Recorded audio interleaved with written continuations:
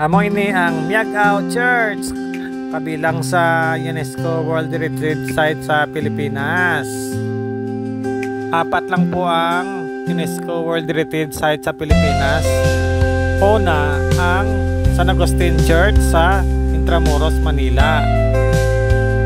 Ikaduwa nga simbahan nga UNESCO amo ang Paway Church sa Ilocos Norte.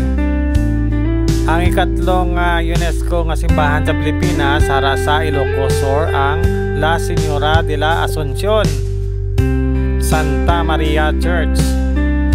Ang ikaapat nga simbahan nga ginapabugal sang mga Ilonggo nga UNESCO World Heritage hara sa Miagao, amo ina ang Santo Tomas de Villanueva. Amo ina ang Baroque Churches of the Philippines, a collection of Spanish colonial era sa Pilipinas.